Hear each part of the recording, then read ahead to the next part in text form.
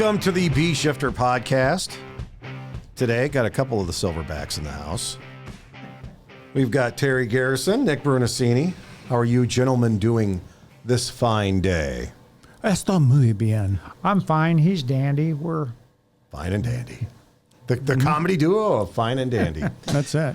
Last week, we were talking with Josh and Chris Stewart about who is training your firefighters. It was a really good conversation, and we thought we would continue that on, but in a little different realm with you guys about senior advisors and really the role of the senior advisor, maybe where that comes in with accountability. So I don't know who wants to kick that. Oh, well, first of all, I think for folks, especially that aren't maybe 100% immersed in Blue Card, or you don't usually have a senior advisor in your system, let's talk about what the role of the senior advisor is. Right. We started messing around with command teams, I don't know, in the late 80s, early 90s maybe. You know, before it evolved from like one incident commander getting there and then managing the entire response. Well, and that quickly became like the first in officer would establish command, and then that was followed up where you would have a response chief get to the scene within the next, I don't know, a few minutes within the next 5 to 7 minutes would be on the scene, and then they would transfer command. And then that's the way we improved command. So like, in fact, the huge safety system that I operated with my entire career is we took command. So that eliminated a lot of trauma and accidents happening to us because it was a well thought out incident operation. It wasn't a just blind attack type of a thing. So you had to verbalize what you were doing in the beginning in a way that made sense to everybody. So that really got the whole thing going straight lines. Well, then once the IC number one, the mobile IC, got it up and running, is really from the time I was hired in 1980, it was like focused on the fire attack. That's the reason you're here, you're firefighters, this is what we do. So we were very aggressive of putting water on the fire. But back in those days, it was like you didn't put it on from the outside. If it was offensive, you had to be inside. So all that's changed and evolved as we learned more and got better. But then IC number 2 would show up, and they would transfer command, especially of an incident operation where you still had a major hazard zone going. So like if we weren't able to put the fire out in the first few minutes of the thing, which is really kind of the way a fire attack goes, right? Offensive fires, you put them out within a few minutes. It's not... When I started my career, I had this idea that and you would hear it from the older guys, like they would have these 30 to 40 minute firefights where like they're winning, the fire's winning, and it's back and forth. And it really never added up because it didn't go that way. It's like, well, if the fire's winning, it's kicking our ass, we're getting out of here, and the building's falling down. And that happens in the first 15, 20 minutes of the fire. So, it's got to be a pretty robust system to be able to account for everyone. So IC number 2 gets there, and their whole deal is put the fire out. Well, they get to the point where they think, no, you guys can't put this out. It's too big. You got to get out. It's going to kill you. So command kept the fire from killing us. But in the very beginning, it made us more effective so we could kill it. So that was the game you were playing. Well, so it was all command IC related. And then it became stay in the car. That was one of the main things. You talk to the old guys who raised us, like 2 generations away, so they got hired in the 50s. And then, so what's happening there is now IC number 2 gets there, and they're used to being outside, running around, figuring it out. Well, they said, no, you're not effective. That's what the first guy was doing, and it didn't work. So you doubling down on it just because you're a chief ain't going to make it any better. So then they figure, okay, stay in the car, stay in the car. So they develop that routine. Well, they pull up, and I don't know, I'm going to say probably 5% of the fires I went on started off offensive, and they ended up defensive, where you had to be pulled out because the fire was going to kill you. It was going to destroy the building, or the fire was going to burn you up, one of the two. So, and they would pull us out, and that's really kind of the way we delivered the mail and kept firefighters safe. Well, as that system evolves and becomes more refined, and we look at it more and input and make changes to kind of match what's going on, is see, and this is kind of happening with chief's aides today.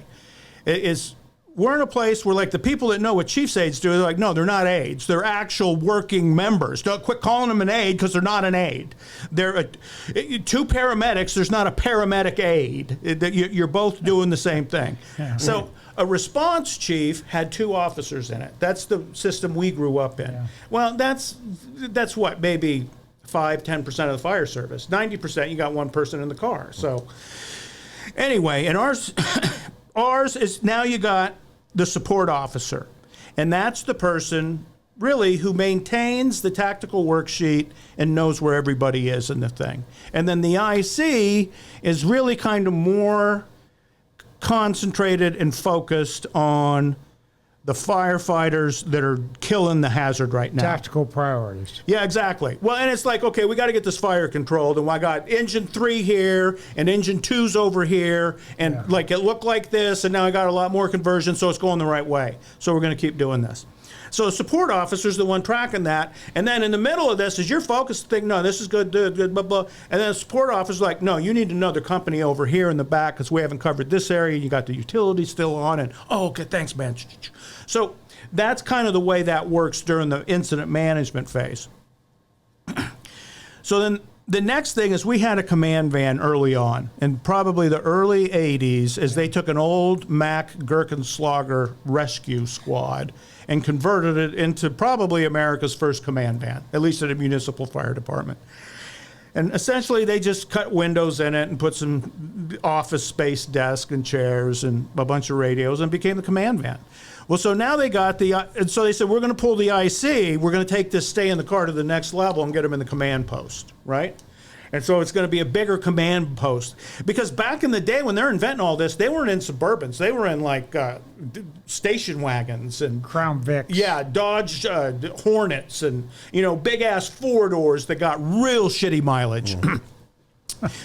So now we've evolved into command vans, and they've identified, okay, you got an IC and a support officer, because that was kind of the way we grew up, and it just made the most sense.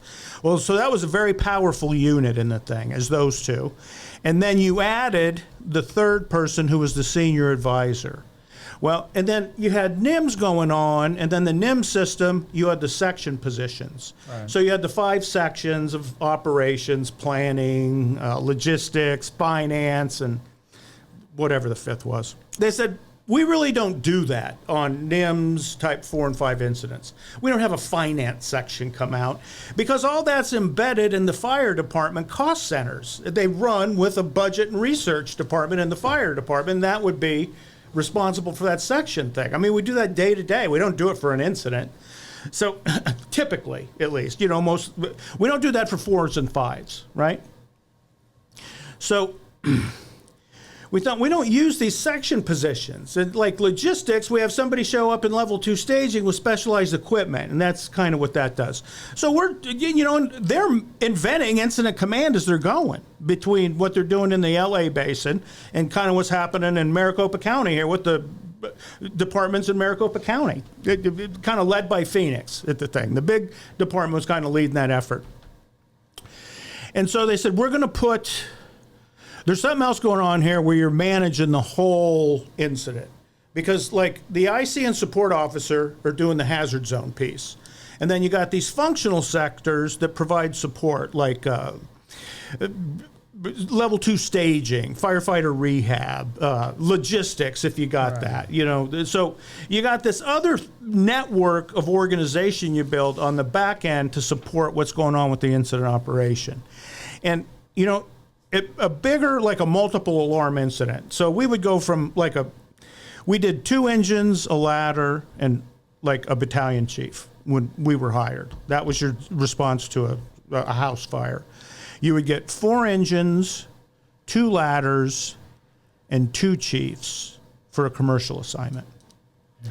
And then it started to evolve once they started building the incident command system. As they said, well, and then So then we added another unit for rapid intervention in the early 80s. So now if you said work and fire, you got a third. So it just kept growing. And they said, you got this going on in the back end. A lot of them are finished early. Like you get there and the incident lasts half an hour.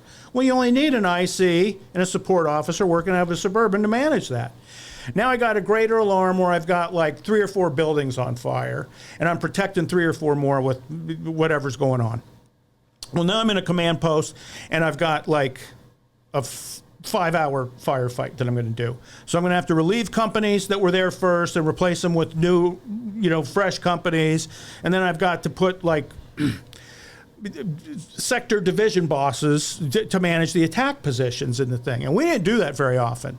We would use company officers to do that back in the day. Because we thought it worked. Well, and it works when you put the fire out.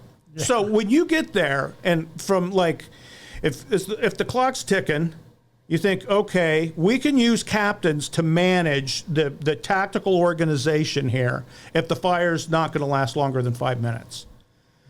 Because they don't, the hazard's gone, and then they can do it because they're not tied to an SCBA and all the other stuff with the structure fire. But if you don't have fire control, they can't manage it. So we started seeing problems where, like, you're late into the thing, so you really need to go defensive because the conditions are bad, right? Well, you got let's say you got 3 captains who are acting as your division bosses. Well, they're inside on the attack line. They're not doing entry control or anything else. They're not a real division boss. All they are is a communication partner that we just called them that because it was easier. So the more you studied that and looked at it, you thought, no, they're not tactical bosses. They're task level supervisors and workers. So we got to change that. Well, so now you're on the working end of the shovel, and now back on the other end, it's like, okay, how does this command post work? Well, when we got hired, we had shift commanders. That's who managed. A shift commander was a deputy chief, was the elevation of the rank. And then all the on-duty battalion chiefs reported to him. So you had an A shift commander who was like an A shift prototype person. He matched, it had like 8% body fat, perfect haircut. His teeth were perfect. We weren't on it. Yeah, we were. Well, you could have been, but we were. Gold necklace? Several. Yeah, maybe with Italian horn. If they were a medic. Yeah, if he had been a paramedic, yes. Definitely. Girlfriend's name, Ashley? Girlfriends. Oh, yeah, okay. yeah, and maybe Bruce. I don't know. Right. Yeah, the whole world's goo when you're that beautiful. Yeah, it really doesn't. And when you're that pretty, we're all just thankful to be in your presence. Mm-hmm. And then you had B shift, C shift, and all the chiefs reported to him, and they did the morning staffing, and then they ran the city. They were the ranking on-duty officer. And then the city's growing, a bunch of stuff happens, and we switched to districts. So it's more like boroughs. So every battalion became a district, and it was run by a staff deputy that worked a hybrid schedule. So you had all these essentially office workers that worked across the fire department, but not in operations, most of them, as they had promoted and gone off and run major programs and budget stuff. And so they're very talented at what they did, but like operationally focused, they weren't. I mean, they lost touch with operations 10 years ago. So what would happen is now I'm a battalion chief and Garrison's a battalion chief. I'm in the 3rd Battalion. He's at the 1st Battalion. He's got the command van. He's the informal support officer, basically, for the whole city. So, and really, they described and defined Battalion 1 as you guys are the ranking battalion chiefs in the city. Same rank, just... Yeah. So basically, they were boning him out of a promotion and pay to be our boss because it made his boss more comfortable because he wasn't challenged by somebody of an equal rank. Right. So, it's slow going, but eventually that changed. Well, you had these deputy chiefs that would pull the duty, and they would take turns spending the night, right? And so they would do incident response. So my boss would work a 40-hour week, and then he would pull the duty, and he'd work a Friday and a Monday is the way that's the example I use. He pulls the duty Friday, so at the end of his day, he just stays. He pulls his Murphy bed down and he spends the night at work. Saturday, we both wake up and go home. We come back Monday, do the same thing. He pulls the duty Monday night. Tuesday, we get off. Tuesday, we're having our coffee. He says, I'll see you in 3 weeks. And that's it. He's gone for 3 weeks, man. I mean, you're like, who invented your schedule? He says, none of your business. Well, it was Earl Roberts in Madison, Wisconsin. And they called it the Madison schedule. And he did that as soon as he got there so he could put shift commanders and senior advisors in to an organization that did that staffing differently. Yeah. So that's what we were doing. And at the time I thought, why are we having these guys spend the night as our babysitters and sit in the command van and watch us? Because that wasn't their expertise. My boss's expertise at that time was building fire stations. I mean, he knew more about that than anybody because that's what he had just done. Yeah. And now he's running a district. Well, so we're managing a fire in a warehouse one night, and he sits down and he says to me, do you have a PAR? And I said, no, not right this minute, but we'll get one here in about 10 minutes. And he says, well, I need one right now. And I looked at him and I thought, I said, no, I'm not going to do that right now because we're doing more important things. He says, so he starts, so Garrison kicks me under the table and says, just give him a PAR. And that's, I got a PAR. Thank you, he says. And then he goes back to sleep. And I'm like, well, that's all he knew. Well, yeah, that was it. And see, in their meeting that he had with the ops chief, that's what the ops chief said. He said, we got to be safe and make sure you got a PAR all the time. Are you done? Yeah, go ahead, man. I was looking for somebody to take the reins on this for a few minutes.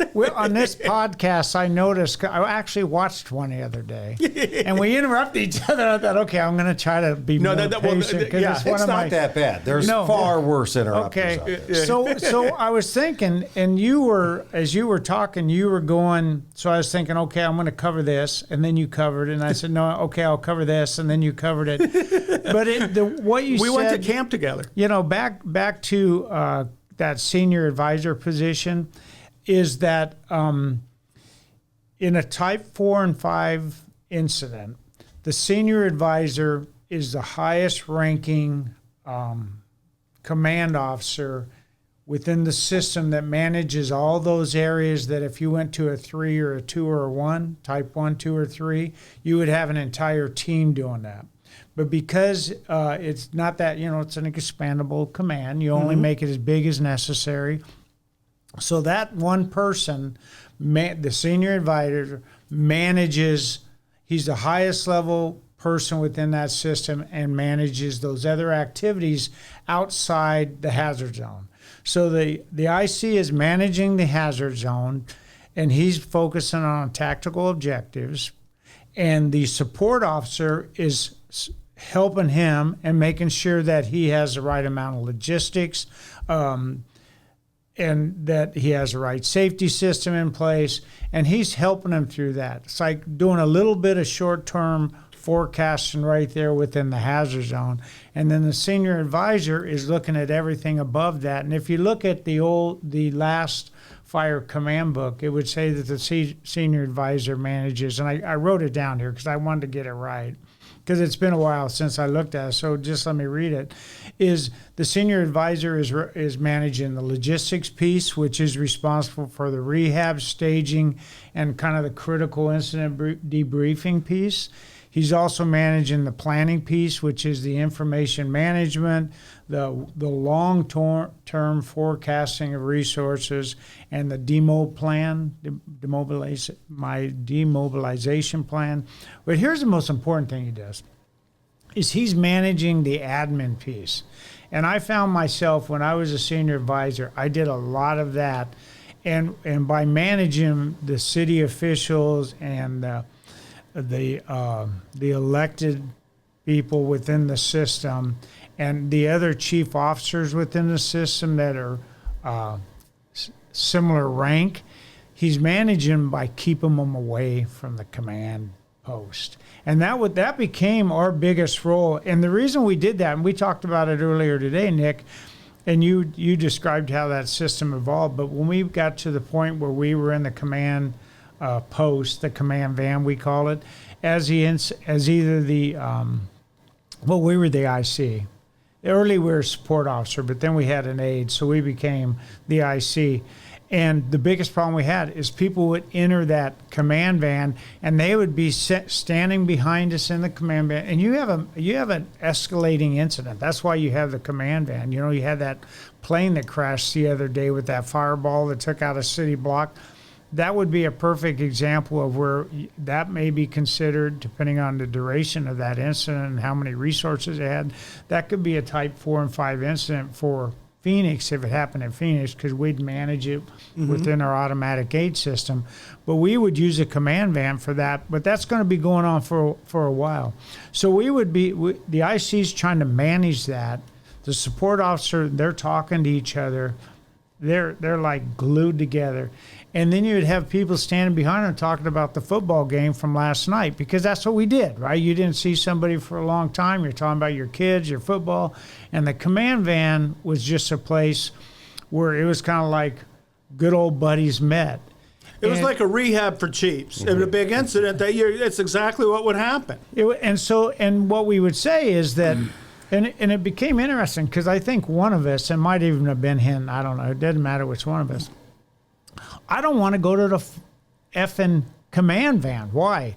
Because all those knuckleheads are talking in there. I'm going to stay on my Suburban. I'm not going. No, you got to go. No, I'm not going, because when I get in there, I can't. So we found that the reason you go there is to be more supported. You know, you take that command position so that it's quieter, you can focus more, you have more resources, you got people that are kind of helping you there. Well, it supports the radio communication system. Is you go into a 5-person command post to do 3 radio channels. Exactly. Saying what we ended up with is, let's say you got a big thing working, and it's lunchtime and it's downtown. You're going to have 8 deputy chiefs inside the command van, and they outrank everybody else, all the battalion chiefs. And everyone wants a part. Yeah, and they do. And they all come in, and you turn around and you tell them to shut up. You're making too much noise, and they glare at you. And then you go back to them and you say, what are you all doing in here? We're the senior advisor. And you're like, there's only one. There's 9 of you in here. What they did is they went back and had a meeting, and they put in section books. And so they put planning, just the way I read logistics. It off there. And so that's what the senior advisor is responsible for, are all 5 section positions until you assign them. So now the deputy chiefs come in and they give them a book, a 3-ring binder, and they put it down and they forget what they were, and they talk about the football game and what kind of bullshit the assistant chiefs are making them do next week, and yada, yada, yada. No, I remember one chief coming in that outranked me in the positional world, but in the roles and responsibility on the fireground, I was a senior advisor, and he walked in and I said, what position you want? And I handed him one of those notebooks, and he said, I'm not taking that. I said, then get out. Well, you can't tell. No, I'm telling you, you need to get out. I'm going to be very polite to you. And then I had a very large guy at the door there who didn't care about rank. But it's like, you got to exit, because you're not going to help. If you're not going to take this position and support what we're doing in here, you need to get out, because it's not a place for you guys to hang out. I'm laughing right now because you guys started talking about this. We got a command van, because we were trying to be Phoenix, and we got this command van, and we have some major incident, some kind of community-wide emergency, and we're in there, and it's like there was a very diminutive man with like pop bottle glasses, and he had all these radios and stuff, and Schabel or somebody at some point goes, and who's that? Oh, it's the president of the Ham Radio Club. Well, who the hell let him in? Like, he just saw the command van and saw all the antennas and figured, well, that's where I need to be.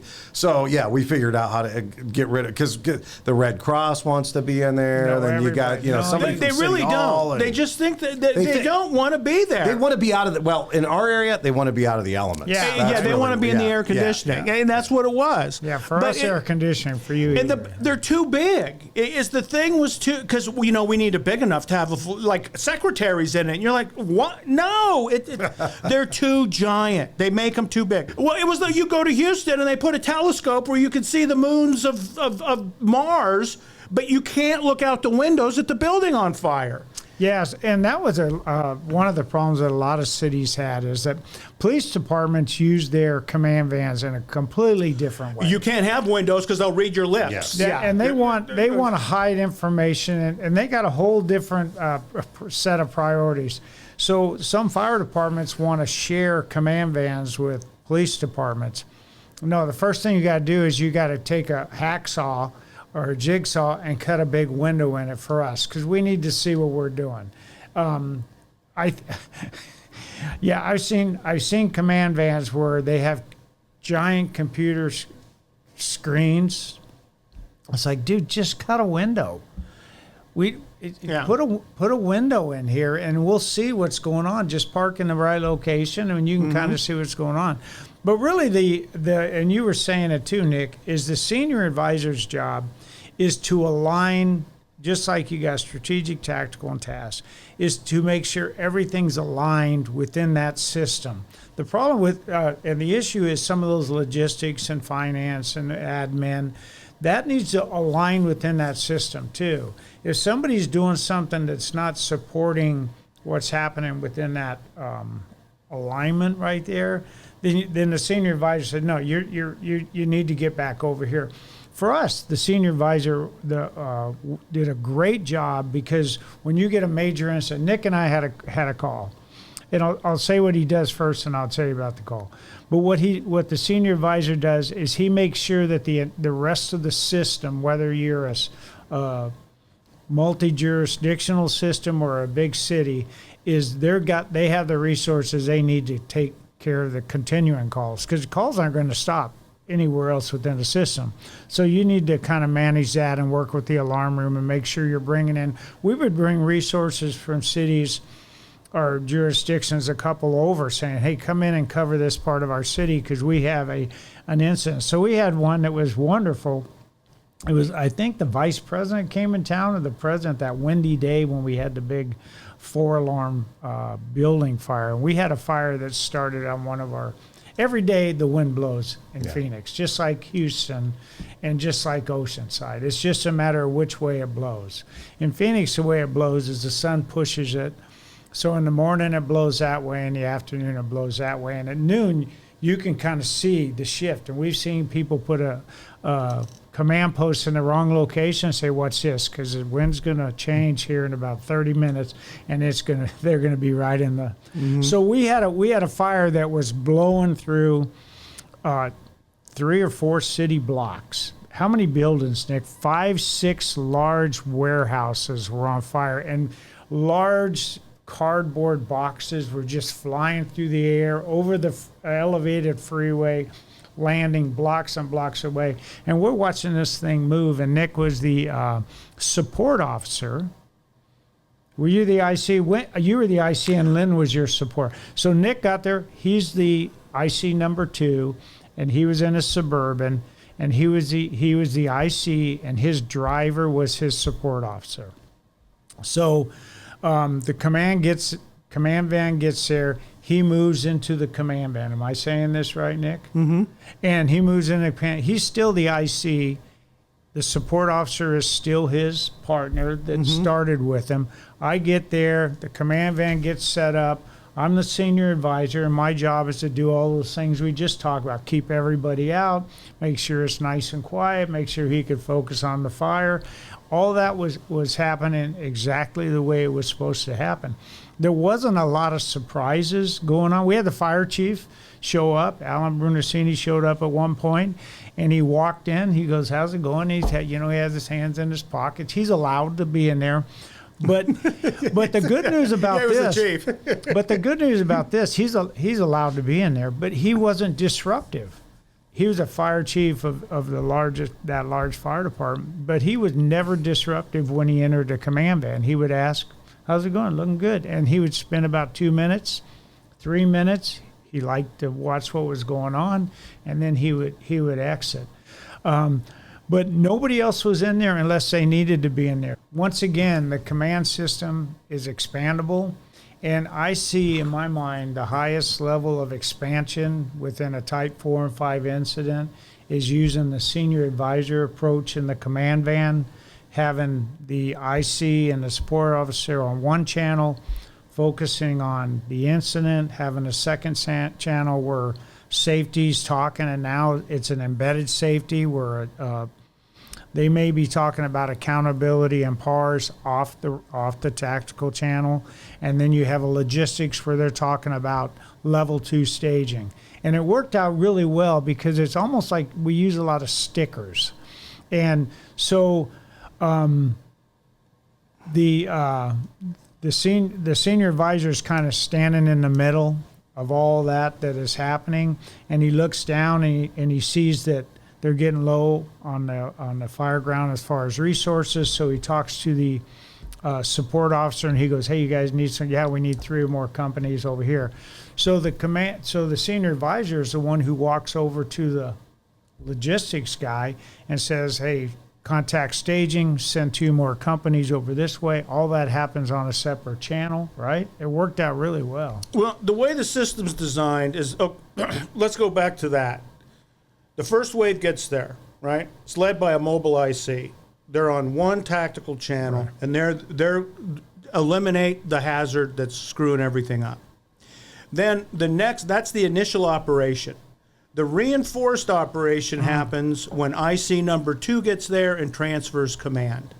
So now you've got a full alarm.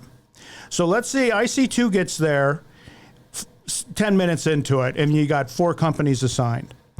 Now, let's say you got 3 more companies in level 1 staging, and IC number 1 upgraded the assignment. So now you dispatched a greater alarm on the staging channel. So now you're at the point in the operation where you got to be operating on 2 channels in the command post. Right. You got to run the tactical channel to manage your IAP, and then you got the logistics channel to get your fresh resources assigned over into the tactical world, right? Right. Well, now you got an IC who's running the tactical, and you got a support officer who can manage the logistics channel. And he doesn't listen to it, he just manages it. So what he's doing is he's staying on the TAC with IC number 2, and then he periodically goes to staging. Who do you have? And he keeps a roster of the stage companies. And so that when somebody, like one of the sector bosses, sector division boss needs resources, Alpha to command, I need 2 more companies. Well, it's a BC you're sending them to now. Right. Right? So copy 2 companies.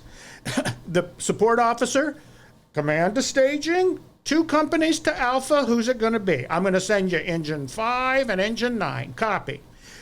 Engine 5, 9. Post-it note. Command to Alpha, you're getting engine 5, engine 9. Communicate to them directly. 5 and 9 are in staging. They're monitoring the tactical channel. Yeah. That's what they're interested in. They heard themselves get assigned, so they're waiting. Mm-hmm. Go ahead, Alpha. Engine 5, I just did you leave your rig and staging, bring your crew up on deck. Bring Brottles with you. Copy. Boom, boom, boom. So now you're decentralizing this. You got tactical bosses in place, and they're running the sector divisions, right? 2 channels in the reinforced command post. If it goes bigger, you go into a 5-person command van, so you can do 3 channels.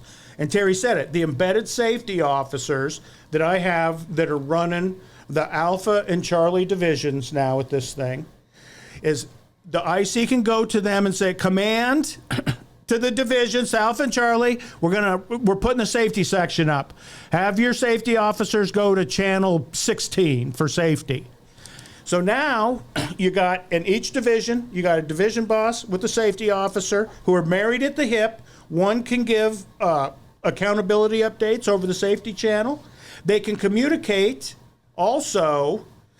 We kick this around of leaving it on the logistics channel, because then everybody, you're either in or you're out, and you're on one of those. But we screw with it and figure out what works best. But we got to a point where we said, well, if it's a 3rd channel, it's easier because they can say what they want, and they're not getting into logistics business or rehab business. That's interesting.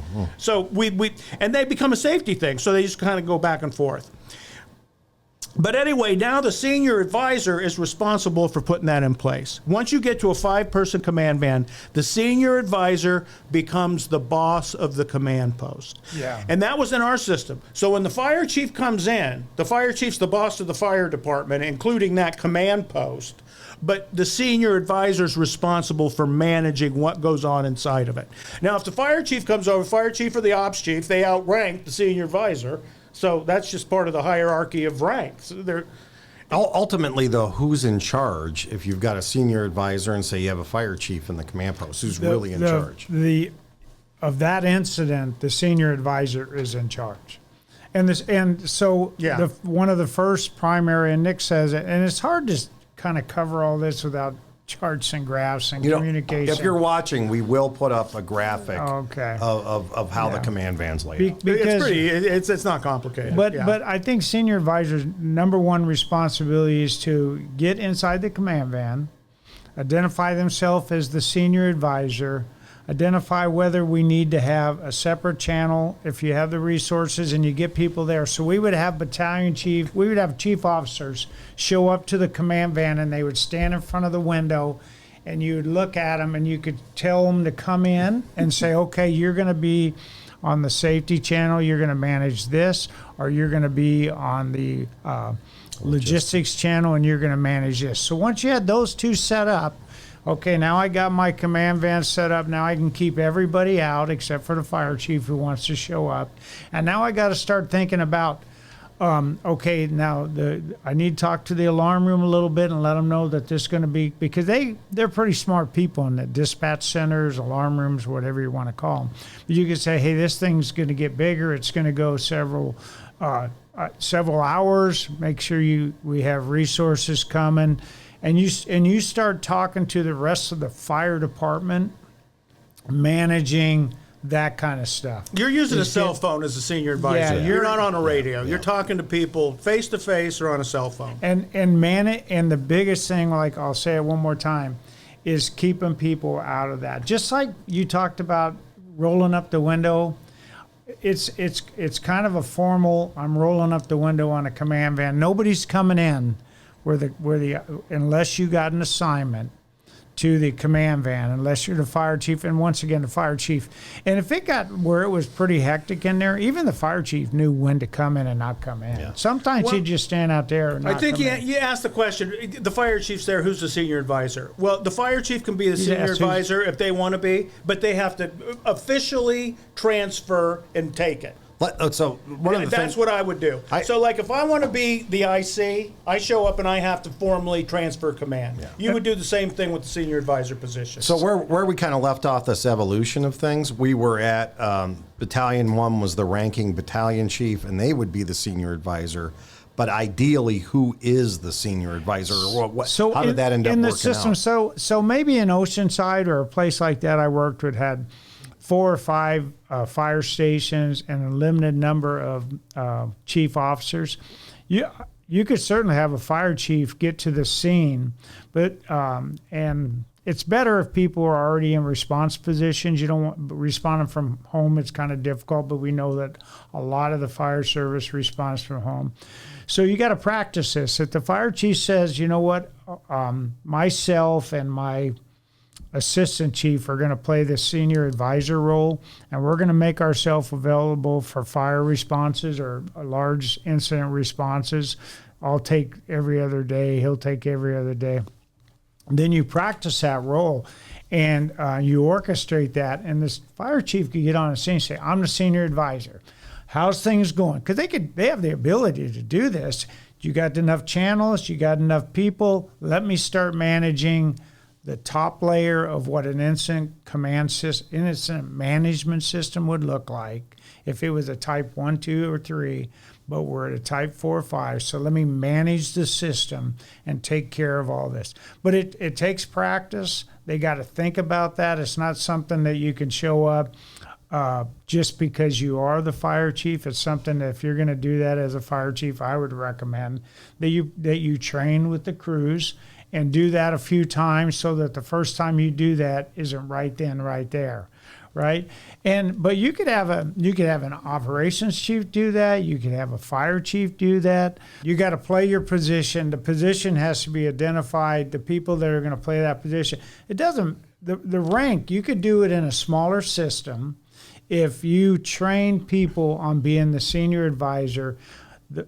It would be nice if they had positional rank, because then they would have more authority in the system. And then when they start dealing with outside elected officials and stuff, they'd be more identifiable. But the best people, fire chief could do that. You asked, back to your question, I think a fire chief could absolutely do that. I think the problem with the fire chief doing it is twofold. One is they don't respond. They respond kind of voluntarily. Yes, and not who regularly. Who wants to be a fire chief who's on duty 24 hours a day, 7 days a week, their entire life? No, they couldn't do it. Like in a busy system like this, the fire chief could not do it. It'd be impossible. But it's weird because every department that I have seen, or people that I have taught, I'm talking everyone. You talk to them about how simple this can be. It's not easy to do, but how simple it is to align operations and training, and make sure that the training division or the training officer is teaching the right stuff that you want throughout the organization. And every one of those departments you'll hear, well, we got this guy who won't do it. And that guy is a brick thrower somewhere high in the system. And, Bruno used to say one brick thrower can outperform 1,000 bricklayers. Mm-hmm.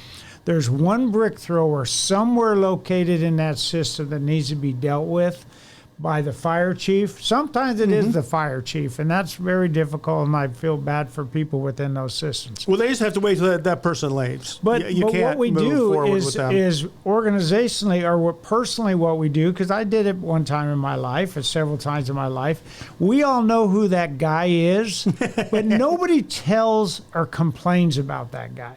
Nobody officially says, hey, we could do this if it wasn't for Joe, because they don't want to hurt Joe's feeling, because Joe's a good old boy in other places. He's good to drink with. He's a good dude. He's good to drink with or good to fish with. Mm. But, I watched this special ops TV show series the other day, and those Green Beret guys and those Navy SEALs, they were getting these guys ready to go on a combat mission, all these celebrities.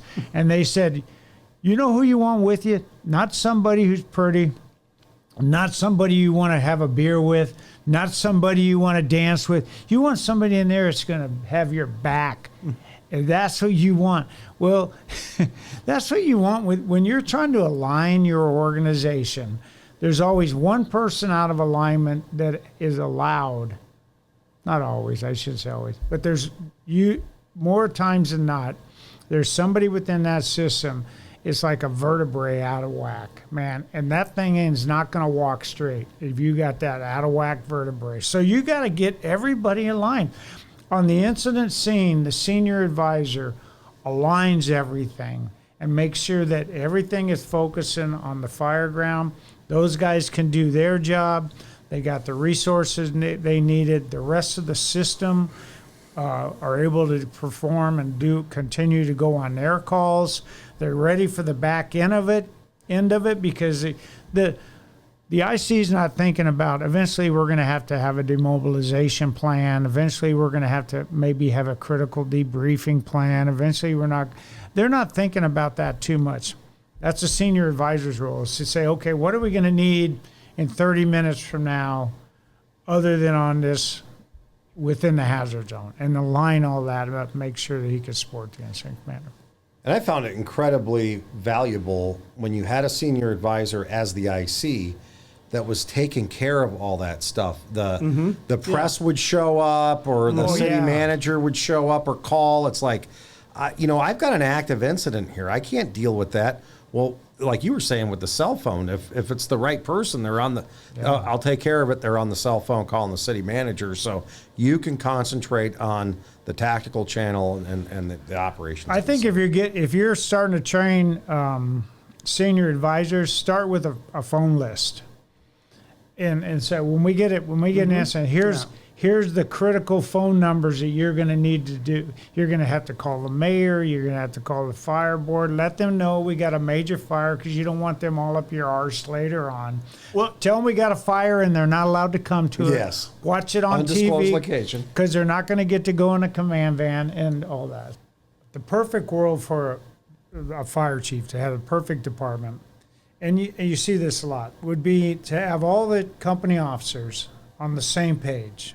Right? We work really hard to get the company officers at the task level on the same page to operate efficiently in the hazard zone, the same way. We're not as good, now we got better at it, is getting the tactical level operating the same way on the hazard zone. So now you got this aligned, now you got this aligned. If you have the next level come up, the senior advisor, whoever those senior advisors are, they should operate the same way. You expect it down here, why wouldn't you expect it up here? And when you get those 3 levels and you line them up with under the curriculum, like Nick says, focusing on the work in the same way and with the roles and responsibilities, then you got one organization. And how many times you go, man, we got 3 fire departments. We got an A, a B, and a C. No, we got 30 fire departments because we got an A Station 1, a B Station 1, a C Station 1. And the same thing would happen with us. So once we all kind of got together and the 3 shift commanders that were managing the 40 stations or whatever we had, I don't know what it was. 50, 60, it kept growing. Whatever it was. When we were on the same page and then you align that with training, it was really beautiful. In the positive sense of the meaning of this, as far as accountability goes, like holding people accountable to do what you trained to do, what you said you were going to do, whether it's part of the customer service aspect of it or just the service delivery, then who was that? Was that the senior advisor, that person in that role? Were they the ones holding people accountable?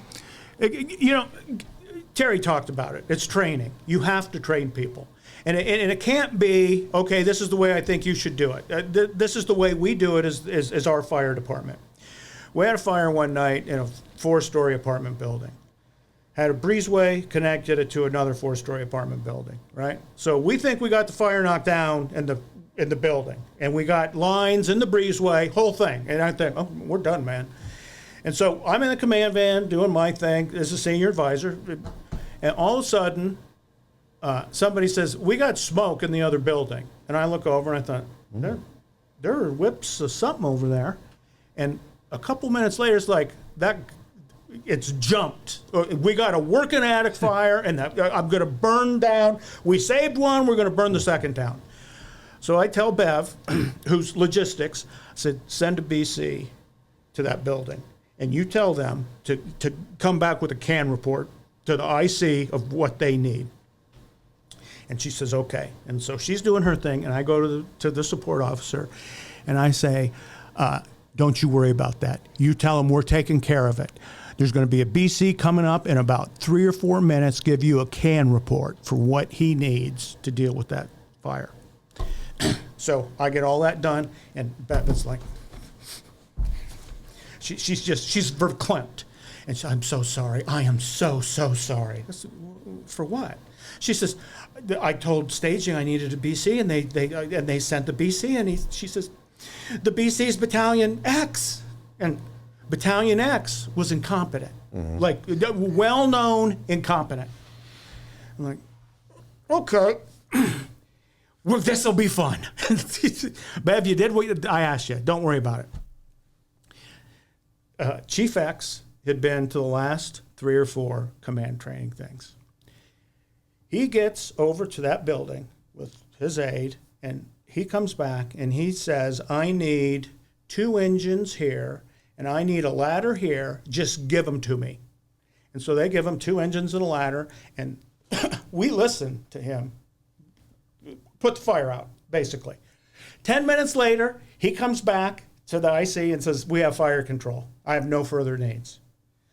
Pete Holbel, the A-shift guy, I don't know where he was, but he called me on my cell phone. And it's like 3 a.m, right? I'm like, what? Why are you? He says, you win. Because they had run it before we took it over. And he says, The current training program produced Chief X doing that. The A shifts in. You can convert anyone. Yeah, and that was what it was. And so I went and found Chief X and did an after-action review with him and said, that was outstanding, man. You sounded like Rommel moving through Africa. And he says, Nick, he says, thank you for that. I know. And he says, the training we've done, he says, that it was really needed. A lot of guys were very deficient in these skill sets. And I'm chewing my tongue off. I'm like, And those other guys. yeah. And it was like, but, we know. And I'm like, well, There you go. you, me, and Pete Hobel. So that is kind of the effect you're looking for with the thing. It's just success, and it should come It's harder, but like when you're actually executing the job, it makes it easier. As you get to the end quicker with less trauma and pain. And I mean, that's when you have a hazard zone, there's trauma and pain there that's waiting for you. It's like, no, don't get none of that on you. That's not good. So that's kind of the senior advisor piece. Yeah. But I think that, Vance, that kind of marries back into what you guys were talking about because that is every bit as important as who's training your troops. Right. I mean, it's all part of that. It needs to be aligned. Yeah. Yes, it does. And it's a hugely important role. Yeah. It really is. Whether it's permanently assigned, I mean, you guys had it permanently assigned, but if you're in any kind of jurisdiction where you don't have it, figure out how you're going to staff that, because eventually you're going to have an incident of the scale where you're going to need it, but you also need to have those conversations well in advance of that incident to figure out exactly how that's going to go. Got it. Well, Terry said a resource list. If like our dispatch center they could contact, if you needed demolition equipment, I needed demo equipment. They would, so what for? So that's a cell phone call. This is what I need. And they call, we have a demolition expert who's on call. Hydra was the company. And you call for them, and 3 hours later, they're showing up with backhoes and front end loaders that are as big as buildings. Okay. And I mean, and they have a 6-figure contract with the city of Phoenix. I don't know why the hell I just thought you guys had access to dynamite. I was like, geez, Phoenix did have everything. Yeah, we get blasting caps. No, you meant backhoes and that kind of demolition. Well, they used to carry jet axes on the ladders. Wow. The final thing about senior advisor is the incident commander is managing, the IC is managing the hazard zone.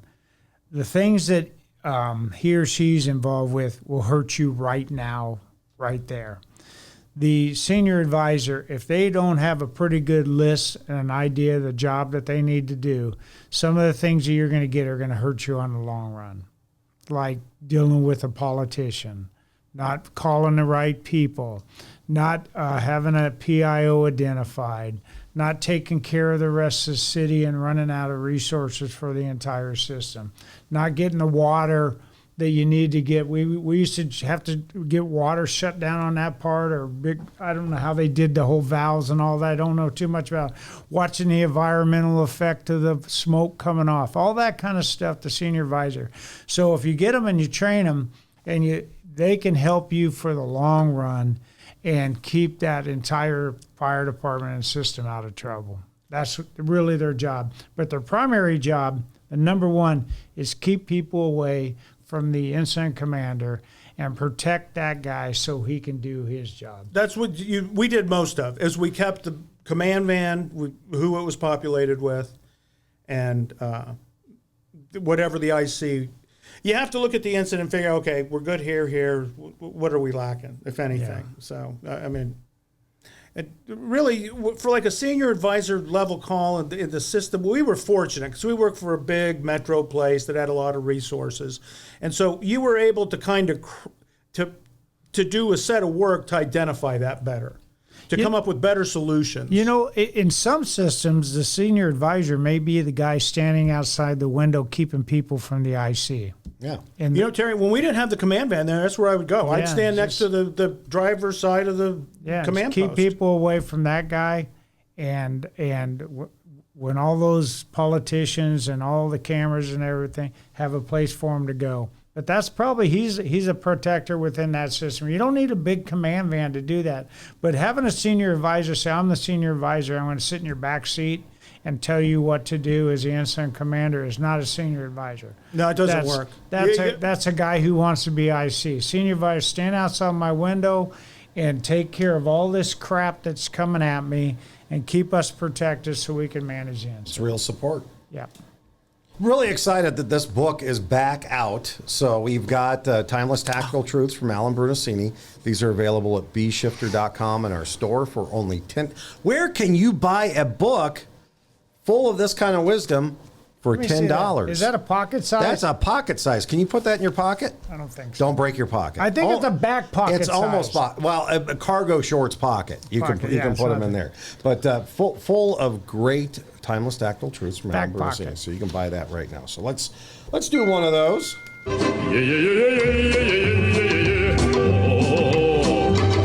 So this timeless tactical truth from Alan Brunacini says firefighting is always potentially painful because it gives the test just ahead of the lesson.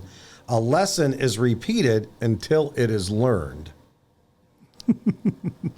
Well, yeah, I think your senior advisor is going to be the one who's learned a lot of these lessons and can pass that on to the rest of the team. The senior advisor would be the most experienced member of the command team, essentially. I saw my dog the other day, my little Chihuahua dog. And we have Arcadia doors in the Phoenix area. And I opened the glass one about a week ago, and I saw him run right into the screen one. Mm-hmm. He hasn't done that again.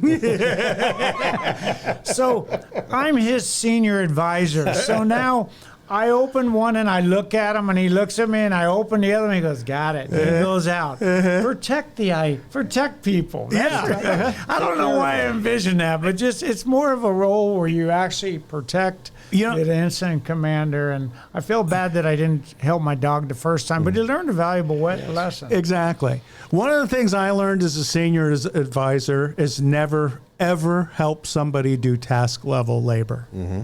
Yeah. So like if you're going from your vehicle to the command post and an engineer's having trouble doing his hookups, just smile and wish him well and keep going to where you're supposed to. You got a role and responsibility. Yeah, It you ain't can't. there. Yeah, if you got tools in your hand, you ain't the senior advisor. That's distracting. Go Yeah, see him after the fire and tell him why you didn't help him. If Well, you yeah, want to. exactly. Yeah. During the after action review. And it's like, buddy. hey, man, you were humping to get your thing. I was humping to help him on the strategic level. Yeah. Sorry, Mongo. No, so it's all good. Well, thanks, guys. Well, thank you, JV. Nick Brunacini and Terry Garrison. Thanks for being here with us. John Vance. On You're the welcome. self-identify, or you identify me. You know, Vance, there's not a lot of times we come to you and say we want to do a podcast. Yeah, you guys did. Yeah. You knew what our topic was, and I think this was apropos for the last one. So thanks for bringing it to us today. Oh, No, we'll keep it. Garrison is moving ahead with Silverbacks, so we're like at least 2 modules haven't been released so far. Stand by that's for more. about alignment. Yeah, there you go. It's all good in the neighborhood. Thanks, everyone, for listening to the B Shifter podcast.